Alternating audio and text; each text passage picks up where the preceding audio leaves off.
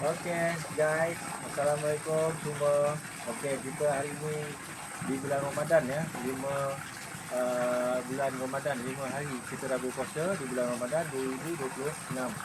Okey, kita di sini di lokasi Bangi ya, Trust Gernang Bangi, membantu usahawan lah, usahawan muda untuk ternakan ikan keli.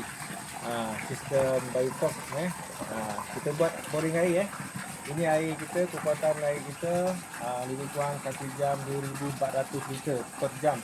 Air dia sejuk, jernih. Alhamdulillah, kedalaman telaga kita korek pun lebih kurang dalam 200 kaki.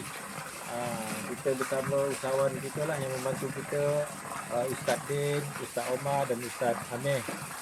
Saya berterima kasih kepada beliau membantu berkumpul lumus untuk menguruskan telaga tube. Okey, ni telaga tube kita ni kolam yang kita nak support lah air sebanyak yang mungkin ni untuk ternakan ikan keli kita doakan usahawan ini berjaya di dunia dan akhirat semua yang dari usahawan yang halal yang sayyidan.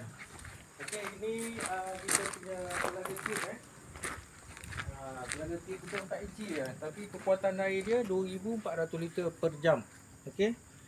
Ni sekarang kita buat ujian pumping test. Alhamdulillah sudah berjalan lebih kurang dalam hampir setengah jam, 30 minit. Kita tunggu lagi dalam 30 minit, 1 jam. Kalau 1 jam air konsisten, bermakna air ni memang banyak tu lah dia punya luahan dia.